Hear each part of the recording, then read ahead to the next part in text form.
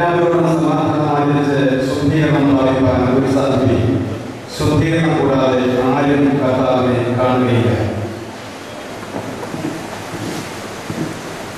ഈ സമ്മേളനത്തിന്റെ ഉദ്ഘാടകനും തോമാകാരനുമായ അഭ്യുന്നതനായ അഭ്യുന്നതരായ പിതാക്കന്മാരെ, വിശിഷ്ട അതിഥികളെ, തുമ്പോട്ടദാസന്റെ അഭിമാനപാത്രങ്ങളായ വൈദികരെ, അന്മായ പ്രമുഖരെ, ഭദ്രാസമാജ ഭാരവാഹികളെ, അംഗങ്ങളെ, മാനേജ്മെന്റ് കൗൺസിലറുകളെ, സമ്മേളനത്തിൽ നല്ലതിനായി പ്രതിഭാഗം ചെയ്യുന്ന കമ്മിറ്റി ചെയർമാൻമാർ, കൺവീനർമാർ, അംഗങ്ങൾ, മർത്തോലീയ സമാജത്തിന്റെ പ്രവർത്തകരെ, ഇവിടെ സമ്മേളിച്ചിരിക്കുന്ന അന്തർദേശീയ സമ്മേളനത്തിൽ പങ്കെടുക്കുന്ന എല്ലാ വനിതാ സമാജം അംഗങ്ങൾ, പ്രതിനിധികൾ, എല്ലാവർക്കും എന്റെ നമസ്കാരം. നന്മ ഒരിക്കലും കെട്ടുപോകാത്ത ദീപപരിശമായി മലയാളത്തിന്റെ തിരുവോണം ആഘോഷിക്കുകയാണല്ലോ. സ്നേഹ സഹോദരമായ ഒരു ലോകത്തിൽ നിന്ന് സ്വയം നിഷ്കളങ്കനായ ചക്രവർത്തി ഇവിടെ മാറ്റിവെച്ചത് നിസ്വാർത്ഥമായ ആത്മദാനത്തിന്റെ മഹാസന്ദേശമാണ്. ആത്മബോധമുള്ളവർക്ക് മാത്രമേ ആത്മദാനം സാധ്യമാകൂ. ഇന്ന് മനുഷ്യന്റെ ശരീരബോധം മാത്രമേ ഉള്ളൂ, ഫലമോ അധാത്മീയ പ്രവണതകൾ വർദ്ധിച്ചുകൊണ്ടിരിക്കുന്നു. കേരളത്തിന്റെ കവയത്രി സുഗതമായി പ്രകാരം പറയുന്നു, ഓണം ഒരു സുഖമായിരുന്നു. ഹിംസയും ചതിയും ആർത്തിയില്ലാത്ത കാലത്തെക്കുറിച്ച് വസിക്കണം. ഈശ്വരന്റെ മനോഹര വിജ്ഞാനം പോലെ പോയി മനുഷ്യരുൾപ്പെടെ സകല ജീവജാലങ്ങളും പരസ്പരം സ്നേഹിച്ച് സഹകരിച്ച് പങ്കുവെച്ച് നിധി പോലെ കാത്തുവെച്ച ആശ്രമമാണ് നാം തലമുറകൾക്ക് കൈമാറിയത്.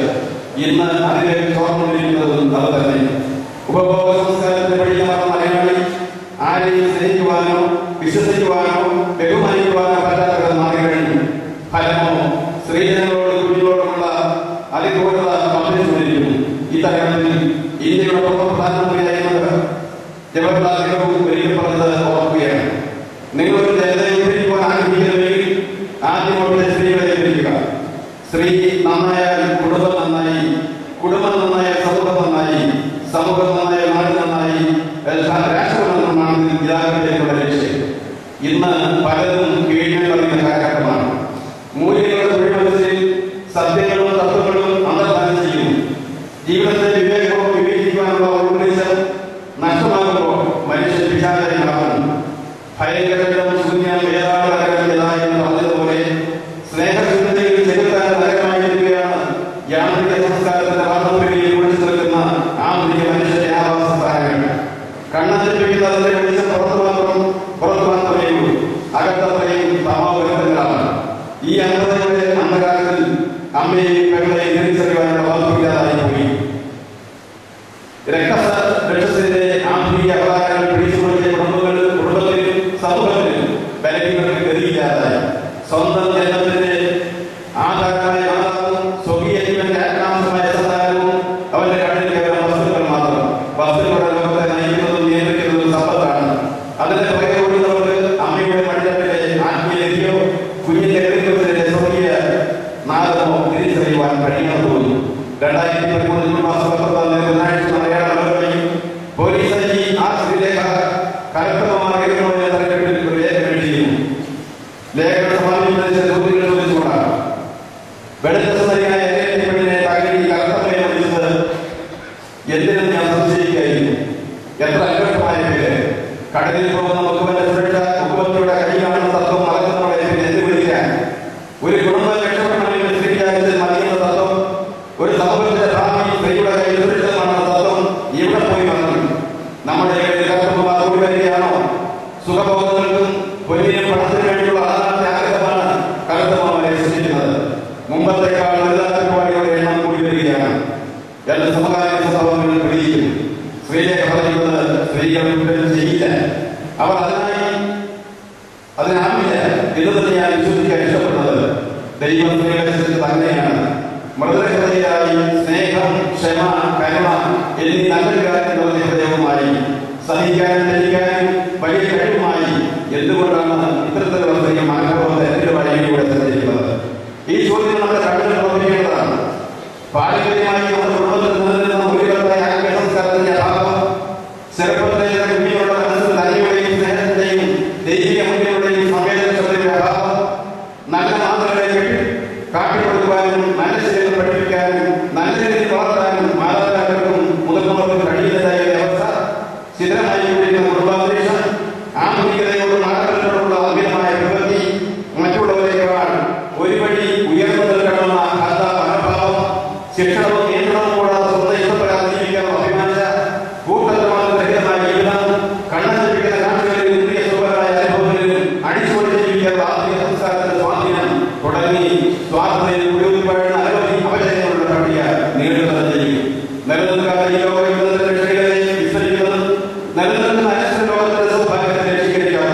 ഇതിന്റെ അടിസ്ഥാന കാരണമായി കാണേണ്ടതാണ്. ഈ വൈകല്യങ്ങളുടെ ജീവിത സംസ്കാരത്തെ വിഭാവനം ചെയ്യുന്നുണ്ട്. ധർമ്മത്തിന്റെയും ആധ്യാത്മികതയുടെയും മൂല്യങ്ങളെ ഹൃദയത്തിൽ ഉദ്ദീപിപ്പിച്ചുകൊണ്ട് ജീവിക്കുന്ന ഒരു ജീവിത മുന്നേറ്റം കുറിക്കുവാൻ ഈ സമ്മേളനം കഴിയാകുന്നുവെങ്കിൽ ഏറ്റവും നന്നാകുമായിരിക്കും. ദൈവം പുരുഷനെയും സ്ത്രീയെ സൃഷ്ടിച്ച വ്യത്യസ്തമായ ദൈവകർമ്മത്തിനാണ്. മാതൃത്വമാണ് സ്ത്രീത്വത്തിന്റെ പൂർണ്ണത. അത് സ്ത്രീക്ക് മാത്രം സാധിക്കുന്നതും പുരുഷൻ അസാധ്യവുമാണ്. മനുഷ്യസ്ത്രീ എന്ന സ്ത്രീ പുരുഷ സമത്വം നീതിയാണ്. അപ്പോൾ സ്ത്രീത്വത്തിന്റെ അനന്യത നിലനിർത്തുന്നത് സ്ത്രീയുടെ അവകാശമാണെന്ന സത്യം വിസ്മരിക്കാവുന്നതല്ല. ഭൂമി അമ്മയാണ്, സർവം ഭൗമികയായ അമ്മ. ഭൂമിയിൽ നല്ല അമ്മ ഉണ്ടാകട്ടെ, മാതൃത്വത്തിന്റെ വാത്സല്യം നമുക്ക് മക്കളുടെ വളരട്ടെ. അപ്പോൾ സ്ത്രീത്വത്തിന്റെ അർത്ഥതകൾ ലോകം ആഘോഷമായി മാറ്റും.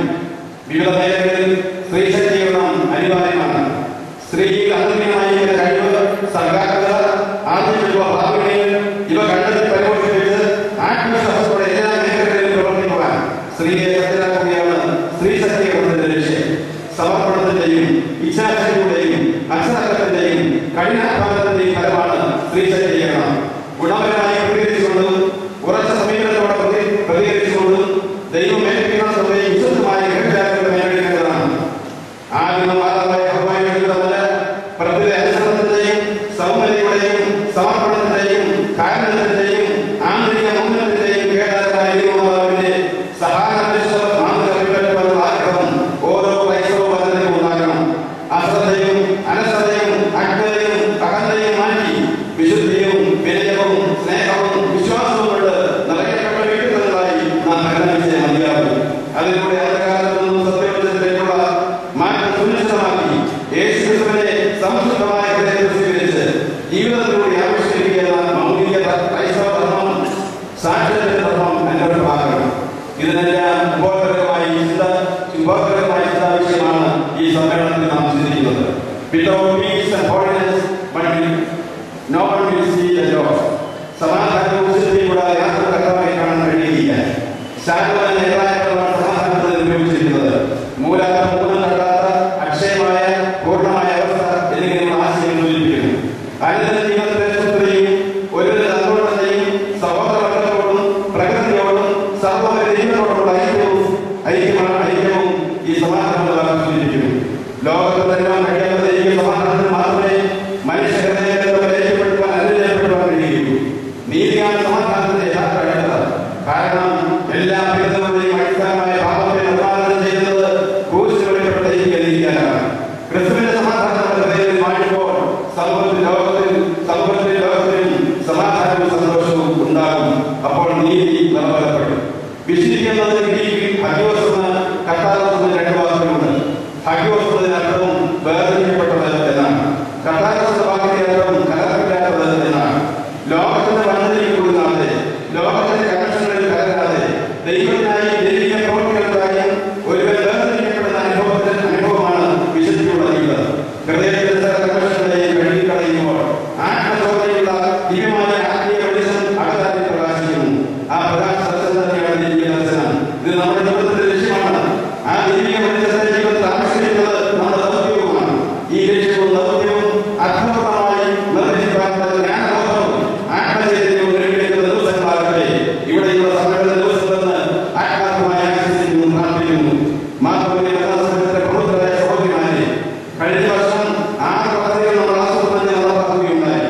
വനിതാ ആഘോഷവും വനിതാ ജ്ഞാനവും വനിതാ ത്രൈമാസിക പ്രസിദ്ധീകരണം, സെൻട്രൽ ഓഫീസ് സെക്രട്ടറിയുടെ പണികൾ, സഭയിലെ വനിതകളുടെ സ്റ്റാറ്റിസ്റ്റിക്സ്, മധ്യസ്ഥ പ്രാർത്ഥന തുടങ്ങിയവയായിരുന്നു അവർ. പുതിയ ഓഫീസ് കോംപ്ലക്സിൽ ആരുമാരും നോക്കാനില്ലാത്ത പ്രായമുള്ള കുട്ടികളെ താമസിച്ച് സൂക്ഷിക്കുന്ന വൃദ്ധഭവനം, വനിതാ ഹോസ്റ്റൽ, കോൺഫറൻസ് ഹാൾ, സമജോലികളുടെ ഓഫീസുകൾ, അതിഥികൾ തുടങ്ങിയവ വിഭാവനം ചെയ്യും. പഠന കെട്ടിടത്തിന് 1 കോടിയിലധികം രൂപ ചെലവ്. ഓരോ ഭരണാസ്ഥാപനത്തിലെയും ഒഴിവുകളും ഓരോ സ്പോൺസർഷിപ്പുകളും നിർദ്ദേശം ഗൗരവമായി നടപ്പാക്കാൻ ഈ സമയത്ത് സ്നേഹത്തോടെ പ്രവർത്തിക്കുകയാണ്.